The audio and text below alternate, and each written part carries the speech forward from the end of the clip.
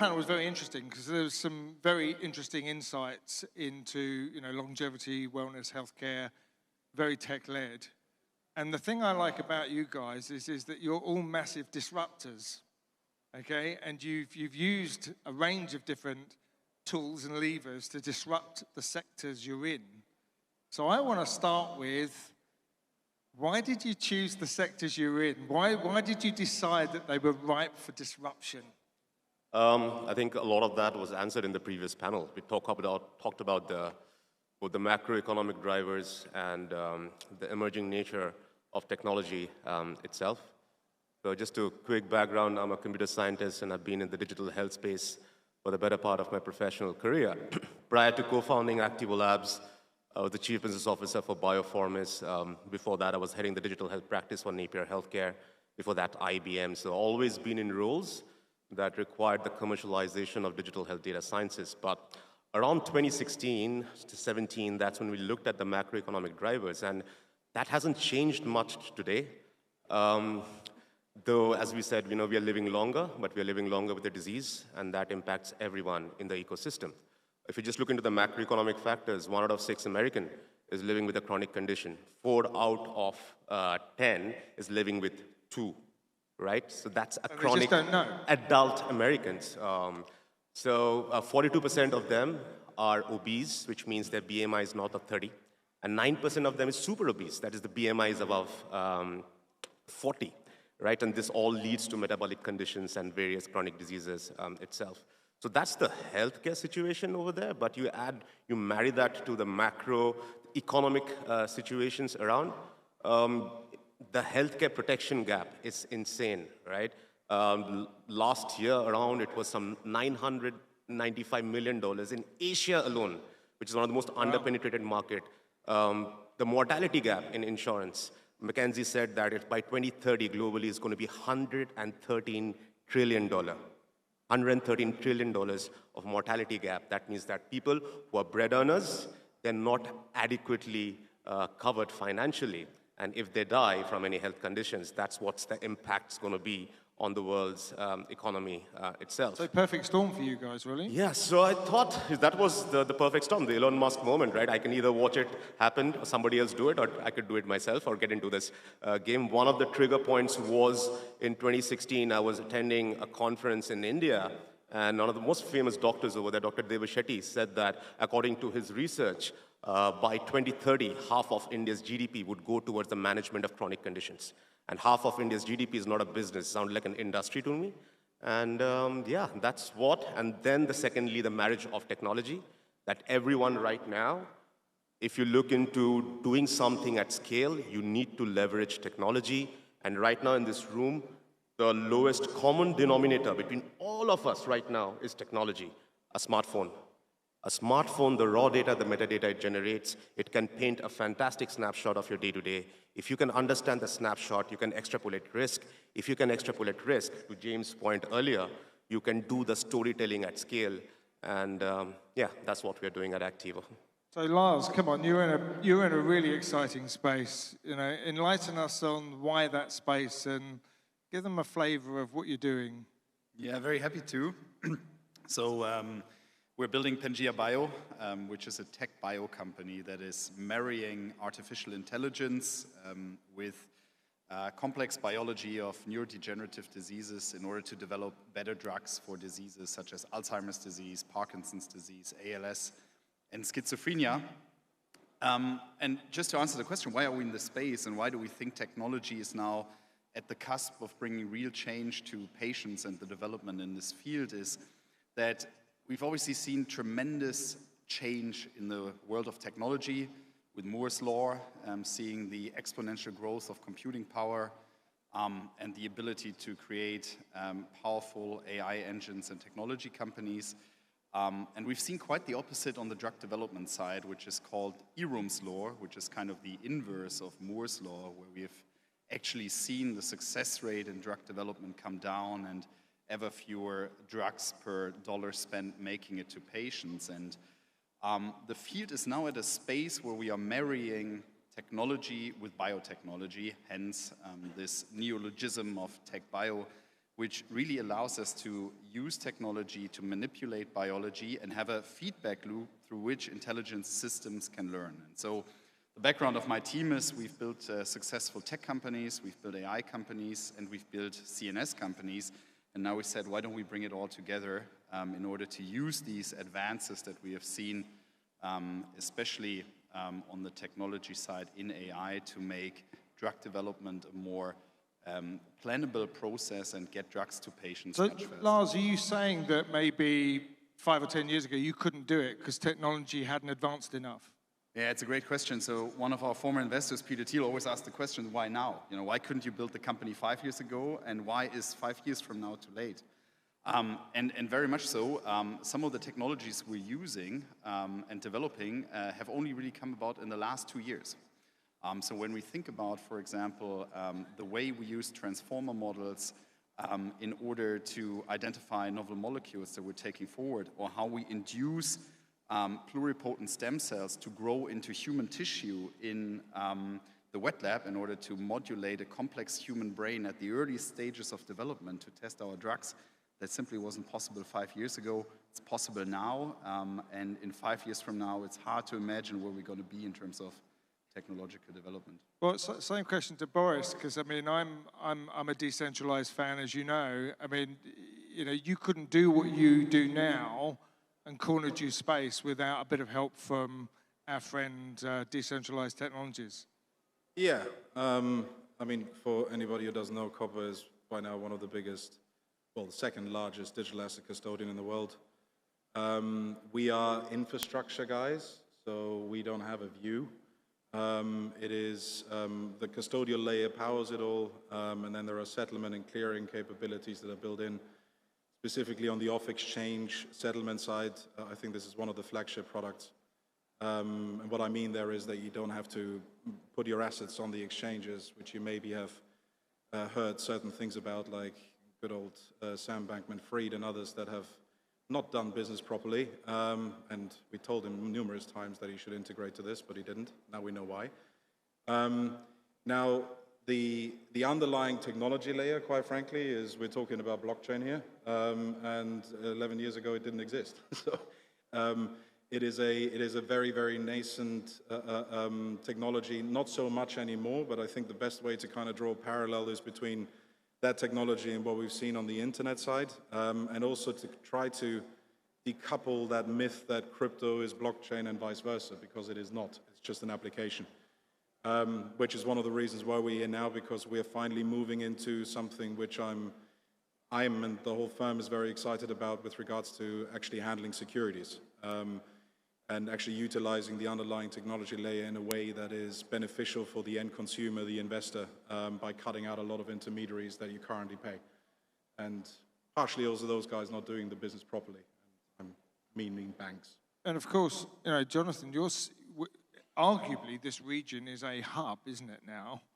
So technology and the perfect geography, give us some insight. Yeah, no, absolutely. You know, so Quincus is a supply chain technology platform, and I think when you look at the region, it's obviously been a growing hub. From a trade perspective, you see supply chains and logistical networks increasing complexity, and the region is playing a central role in that. Now, what's enabling technology companies, you know, today, and especially in supply chains, when you think about supply chain and logistics, it's one of the oldest industries in the world, and you know, the technology hasn't really evolved. A lot of it still gets done on pen and paper. E-commerce has been around for the last 15, 20 years, and it gets organized on pen and paper. You know, we went through COVID, and there was an entire, essentially, gospel about, okay, now is going to be the transformation of supply chains. Today, we still do things on pen and paper. Now, what's really, truly enabling, I think, the change in logistics and supply chains is this upcoming of artificial intelligence, or more specifically machine learning in the last few years, where we're now able to look at the complexity of supply chains, where you're not just looking at, okay, the cost of moving a good or the quality of moving that good, but also looking at how do I make that agile? How do we make that flexible in a world that is, you know, where there's a myriad of political complexities, where we're building out nearshoring capabilities, whether we look at US, whether we look at the region here, whether we look at Asia. And this region has played a real central role, right? Is playing a real central role in connecting the West with East. And those trade flows are ever increasing. We see e-commerce ever increasing. And the technologies today are now actually enabling to automate that, to drive a lot of that, automation, cost efficiencies, and moving things faster, which is really where we're heading. And Ari, how do you see it? I mean, how do you choose the tech-enabled opportunities to get involved in? Because we're all looking for disruption, right? Because that's where you get the biggest impact. So I'm here also. So I began a company 3 years ago. That's called the Applied AI Company, and I think when you look at this panel on kind of why the UAE and why AI and what's changing, I think if you look at human productivity over the past hundreds of thousands of years, it was until 100 years ago pretty stable.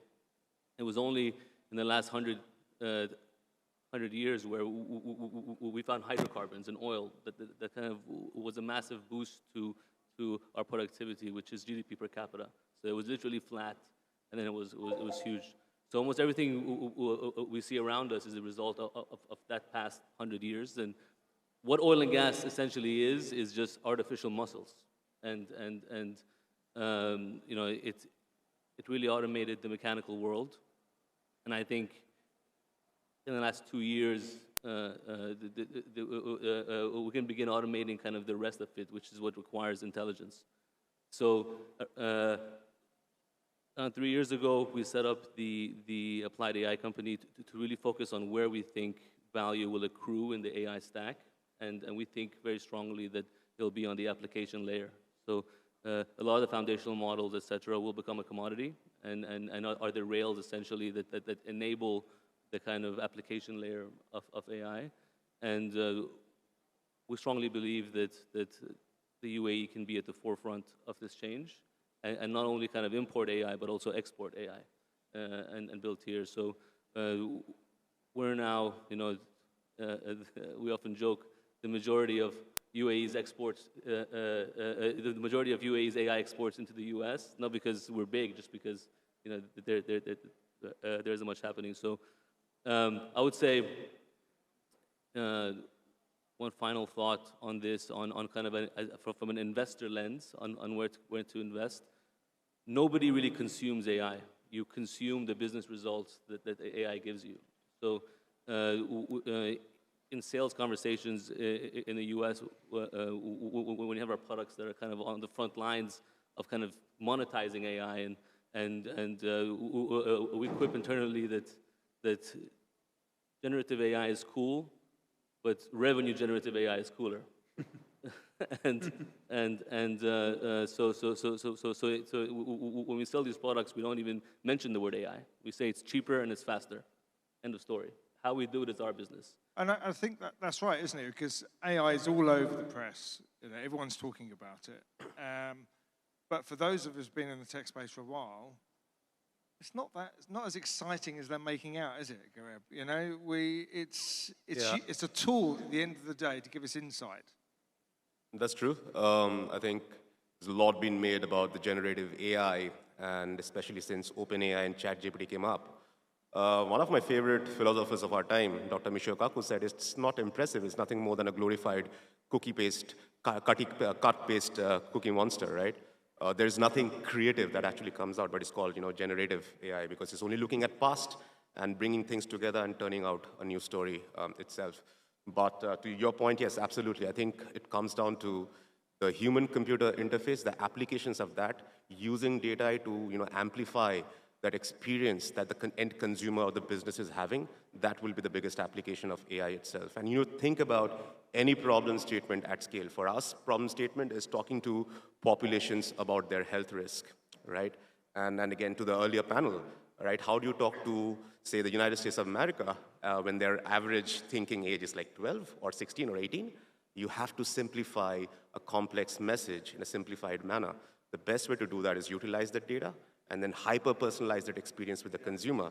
And that's where I think the AI's real value would be, because it understands the user of one, what are my preferences, how do I want to be spoken at, what do I understand, and what would be my behavior prediction. It's collecting, analyzing, interpreting, making sense of that data, and then feeding it back.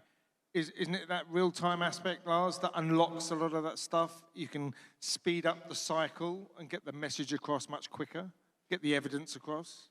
Yeah, no, it's an important point, right? And what you said earlier, Nick, right? There has been a lot of, I would say, disappointment with AI, especially when I think about our area in biotech, because what people misunderstood is that actually what's important is not the algorithm that you're building, because that has very much become a commodity, right? You will find great data scientists everywhere in the world to build you great deep learning models. It's the quality of the data.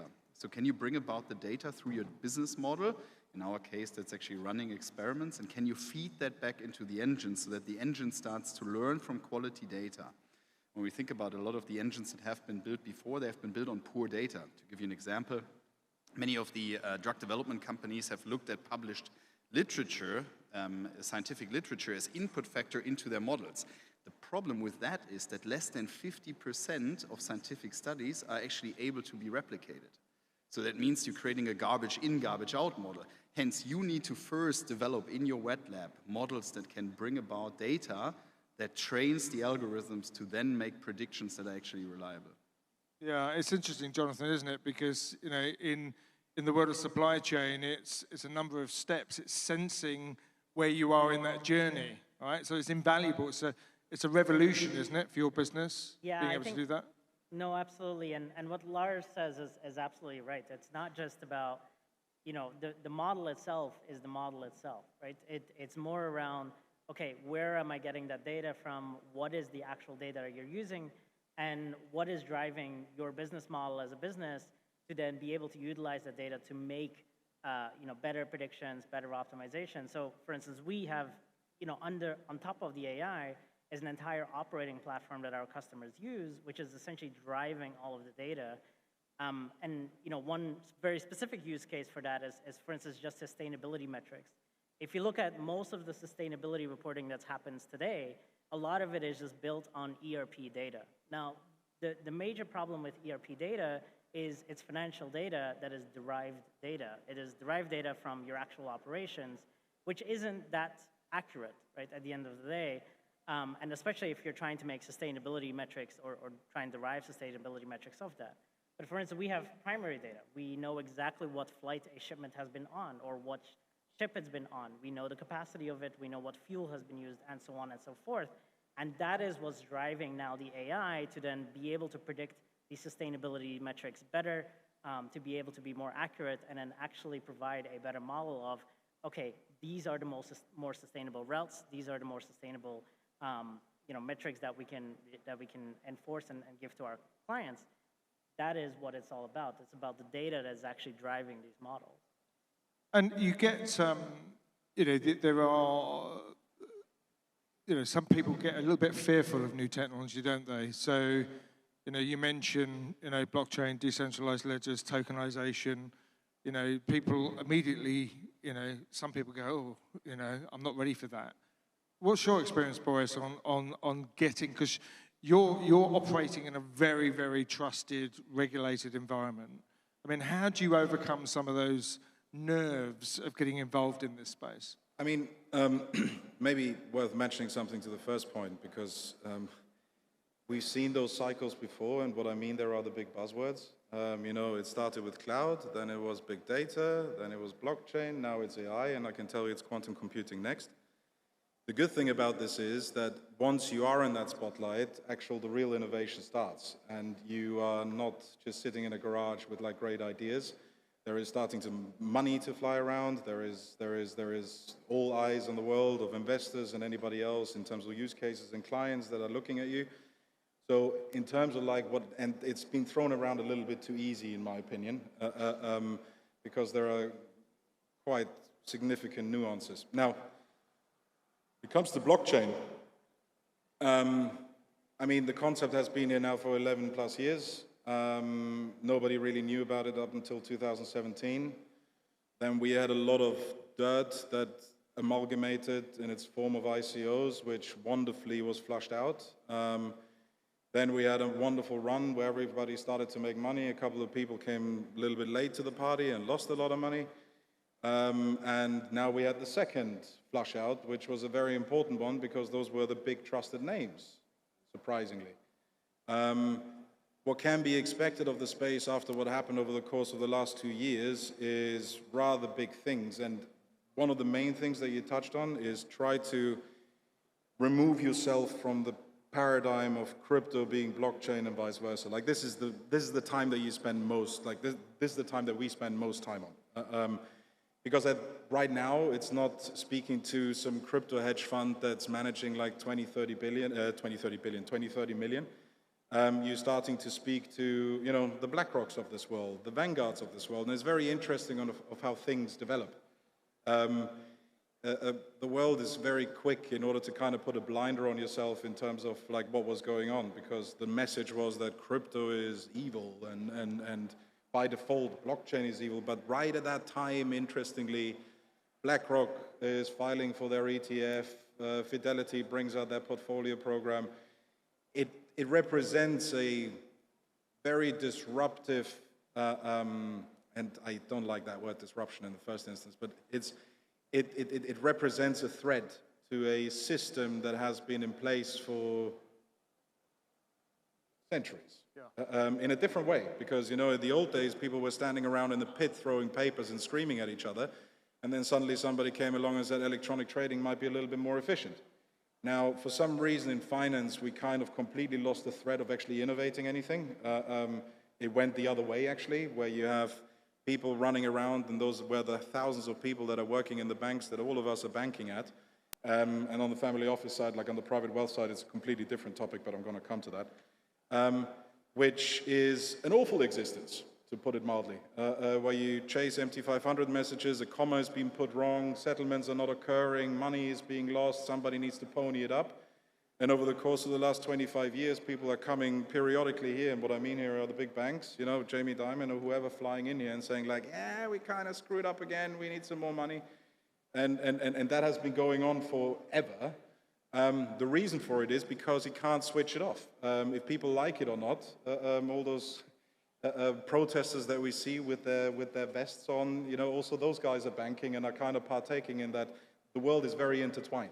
Yeah. So figuring out of how to move away from this is not going to be a move that is going to happen on a Monday. We're going to switch off our core banking system and move to blockchain. By no means. It's going to be a gradual process, which now, with regards to what's happening on the innovative side in the space, blockchain again, not crypto, is happening at speed. And people just need to look at clips from the old days where good old Bill Gates was sitting there trying to explain the internet to Conan O'Brien, and he goes like, why would I need that? So you know, you know, we've touched on sort of the current technology base that you're all leveraging as tools and applications and levers to do what you're doing. Lars, what comes next in your space? What's on your horizon from a technology point of view that's going to allow you to make another jump forward? Nick, would you mind repeating that? It's very hard to understand. Yeah, what comes after? What's the next wave of technology that's going to enable you to move either further forward in what you're doing with your business model? Yeah, no, great question. I think what we utilized over the last years, and it is actually the fastest technology ever adopted by the world, is CRISPR. So our ability to change the genome of organisms, and we deploy that widely in our preclinical studies in order to use animal models that are much closer to human biology. When you think about how you develop a drug, initially you start in cell models, you move into higher developed animals, initially mice, rats, pigs, dogs, which is a requirement by the regulators before you can go into human studies. And we've seen that CRISPR, invented in the 20th century, is now used in very much every lab around the world to improve these models. Now, that still means we're working in animals, and I think what we're seeing now is the next move, especially in the development for neuroscience drugs, again, meaning diseases like Parkinson's, Alzheimer's disease, ALS, is actually creating humanized models as the first point of researching your drug. So instead of using proxy systems, you can actually make small replica of human brains with human tissue at different levels of development, from single cell cultures all the way up to integrated small brain cultures, in which you can then actually track electrophysiological signatures, for example, and you can directly see how is your drug candidate that potentially came out of an AI engine impacting human biology. And then you can very quickly reiterate that process by feeding that data back into your AI engine that learns from it while making better drugs. And so that significantly lowers the cost and the speed of actually taking a drug to patients. And I think that is... So it's cycle time, speeding up cycle cycle time. time, speed, and money is the to residual value. prove or not something, yeah. And Grab, in your world, I mean, you know, you're sport for choice. I mean, there's so much technology.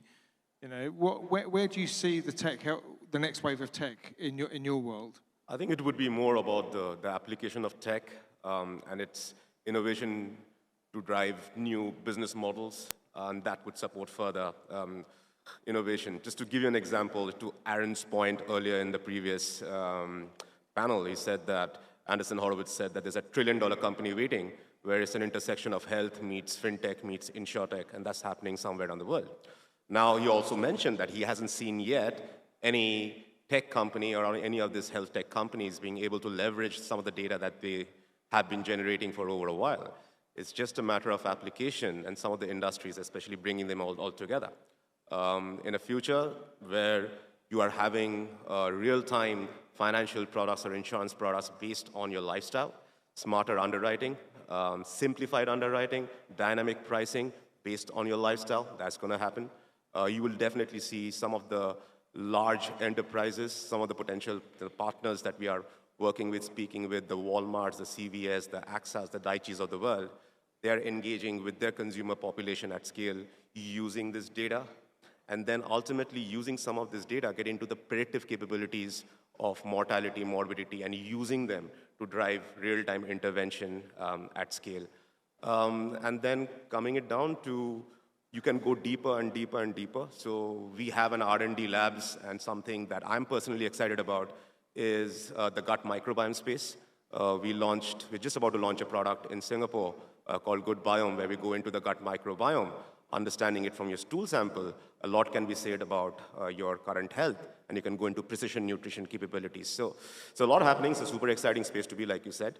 But I think the real excitement would happen when the data meets business applications. Joining it up, yeah. There's a new generation of products and services coming, isn't there? You know, how do you see the next wave evolving from where we are today? I think technology is just a kind of a race to efficiency. So if you look at all my fellow panelists, you know, and technology as a whole, it's been a wave of disintermediation and efficiency. So an example on where we're focused, you know, insurance and healthcare, the amount of inefficiencies is actually quite staggering. So from every $100 of healthcare premiums you pay, you know, you basically hand over your health risk to an insurance company, and you pay, you know, $100. There's somebody at the end of the day that holds that risk, and the amount of money they receive is only $55, right? So there's a global kind of inefficiency tax that we're all addressing, whether in finance or in the supply chain. So I think, you know, the next wave will be in identifying these use cases for increasing efficiency with the increasing set of tools that we have, whether it's blockchain or AI or... what you're talking about is taking friction time cost out of the system, aren't you? Because every legacy system has multiple layers, and they spend all their time handing off from one layer to another or one party to another. Classical supply chain stuff, Jonathan, you know, it's getting rid of the friction time cost and automating as much as possible. So it's still quite traditional, isn't it? You know? Yeah, There's a lot to do. It is, and I think, you know, when we think about supply chains, you know, we really have to think about the complexity that comes into it, right? manufacturing something, there is a whole bunch of automation that sits within the factory of just even manufacturing that item. Then there is a component of moving that good between warehouses. There's an entire component of robotics, of potentially automation of self-driving capabilities, even just figuring out how do you even get it there between the different chains. You know, if we think about even just customs clearance and taxation, it is all still very manual. So then how do you actually make that more automatic, you know, using things like blockchain technologies, which is coming up more and more now. So it really is combining all of these technologies from robotics to artificial intelligence to machine learning to you know, blockchain, to then being able to move things faster, to your point, right? To removing a lot of this friction, to removing some of the human factor, right? Inherently, we are sometimes inefficient, and especially at doing some of these things. So how do we do this better? And it is bringing all of these technologies together for particular use cases, and that's what's going to drive us forward, not just one particular one. So, you know, look, I'm going to ask a very unfair question, but then I can. And it's this, really. I mean, it's final thought, really. Think of a technology that exists or doesn't exist. You know, you can dream it up. But what would make a difference, a massive difference to the area you work in? You know, something that may not exist today, or there's an opportunity to, you know, do something different. You know, people might say quantum, for example. You know, what's your thinking? Quantum computing, yes, when it's real-time processing of health risk across the planet, for sure. Quantum computing is one thing. Brain-computer interface, that's something that I'm super excited about, to see that, you know, if you unlimit your capabilities in terms of just simple access to memory, information, data about your own body, and interacting with that with a system which is processing faster and retaining faster. That's a new horizon, isn't it? Right? It is a new horizon. Neuralink is probably one of the right now I think they announced that they're going to put the chips inside the monkeys itself and help them understand or movement of their own limbs just from mind control itself. And of course, CRISPR, right? So then, you know, you can actually edit a sickle cell disease in the womb of the mother itself. It will change it will be a paradigm shift because suddenly you're taking risk out of the whole equation. If there is no risk, insurance, which is always what if, now will become what now, right? If there's no risk, how do I price risk in that factor? So there will be models, economic models changing across. But these three technologies, I think, of course, quantum, BCI, and CRISPR becoming mainstream would be something that, if in our lifetime it happens, it'll be fascinating to see. I think it's got a chance. And how do you see it? You know, Horizon technologies that you think make a difference? It depends on Horizon. I think if you watch the Elon Musk interview with Rishi Sunak, I mean, the one thing that he said was it'll be the end of work as we know it. Like, and I think our last panel on longevity and this one, there's very few jobs out there that, you know, the machine won't do better than you and cheaper than you by an order of magnitude. So the issue is, you know, we will be in a point where we live longer with very little work available in the world. So we have to replace that with some other form of meaning.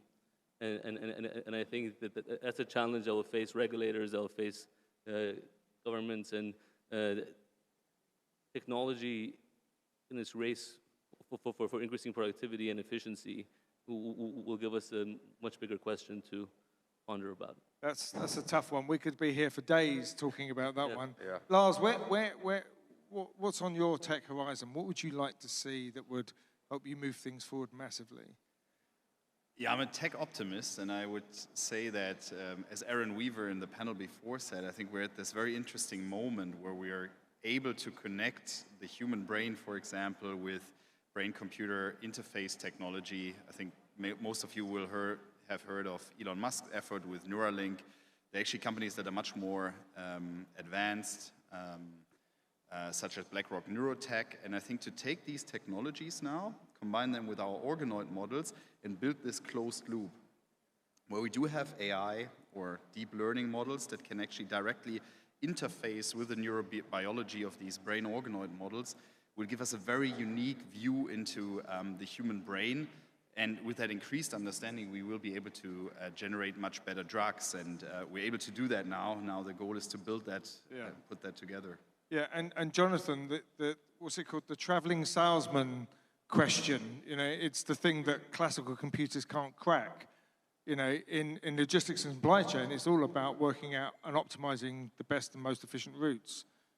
Are you have big hopes for quantum arriving in your space, or is there something else? Sorry, can I catch the last question? What was the last point? Well, what's the next wave of technology that would help you advance what you're doing in your space?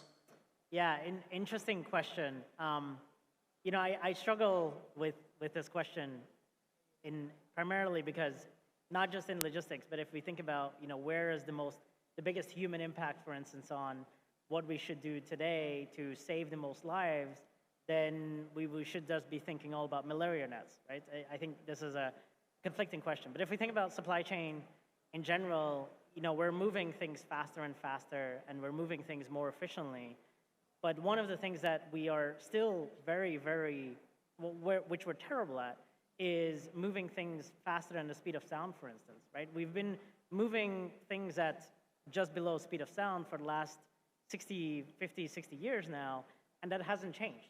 The Concorde was great and was a great experiment, but we haven't moved beyond that. And I think we do, right? And we do need to. We're seeing more and more advancements in that space.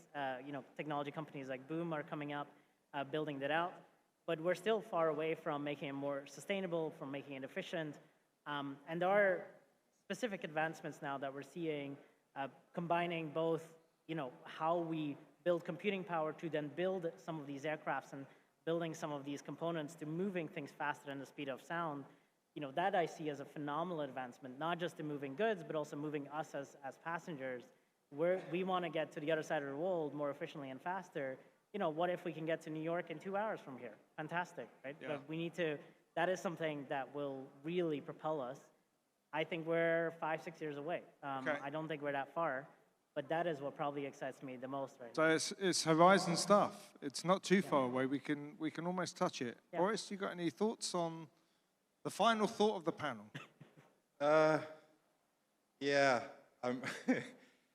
there is always, look, in a nutshell, like, in terms of like development of the company itself, I mean, at the time, 2.5 years ago, when Philip Hammond came on as an advisor, like the former Chancellor of the UK, and he's now the chairman of the board, there was the overall tagline that we had of like faster, better, cheaper. So how do you get there? And ultimately, if you're an infrastructure play like we are, Well, yours is about trust at the end of the day. yeah. Well, You know? the good thing is once you kind of wrap your head around what blockchain can do for you, you can kind of remove the trust level to a certain extent.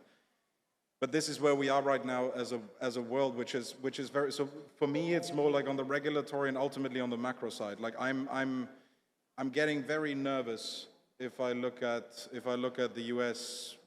debt that is currently amalgamating. We're at 34 trillion.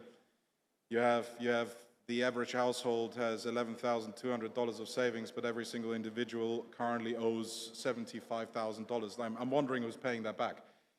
Where we had several blow-ups in finance, where it was mainly driven by the banks, by the actual players in the market, we now find ourselves at risk in order to kind of figure out of what will happen if a government defaults. So you're looking more towards the central banks. When it comes to that, specifically for the audience here, given this is a family office summit, you should be relatively nervous of where you bank, quite frankly. Yeah. And this is where we finally managed to kind of get that step done of moving away. Like the crypto business is doing very well, right? And it becomes with like BlackRock doing their thing and Vanguard doing their thing and Wisdom Tree, it becomes more and more accepted as part of your portfolio. That's okay. Like 99% of that stuff is shit anyway. It's going to disappear in terms of coins, but there are several ones that are really going to survive. So when it comes to this, it's like if you bank, where do you bank? 2 years ago, if somebody would have told you that Credit Suisse is going to go belly up, you would have said, are you smoking crack? Now it's like, okay, well, that happened. How solid is UBS? How solid is Julius Baer? How solid is... So this is where what we have done here in the UAE with, you know, at the time when we rocked up, spoke to Mubadala, they gave the green light, and then, you know, the whole dance started on the political side, to actually have the ability for private wealth to custody their traditional securities with us, with several beautiful add-ons like gimmicks on the blockchain, is a very, very good first step. And then you can kind of venture into service lines, like how can you make Lombard lending cheaper, like no Lombard anymore? How about repos are going to be borderline zero cost? Like, those are the questions that you can actually solve for if you use the technology correctly and cut out all those intermediaries and all those players. So for me, it's really a very nervous time over the course of the next like 3 years to see of how the global debt crisis is going to play out, because that really is a big one in terms of like CLOs and everything, who's going to refinance at those interest rates. And then subsequently, regulatory-wise, which I think is already on the way, it just takes bloody ages. It's just the way that it is. And if you look at it that way, the sole purpose of a regulator is ultimately to safeguard retail. And given the fact that nearly everybody on the planet by now has a wallet, nearly, it's no exaggeration, but I mean, everybody at least has heard of it and tried to kind of play around with it and get a Coinbase account and stuff like this. You very much need to kind of giddy up in order to kind of keep pace. And regions like this that are very asset rich, don't really have a market yet, is a massive opportunity. It's a good place to be. Yeah, well said. Massive, massive chance. Panel, thank you very much. Let's hear it for the panel.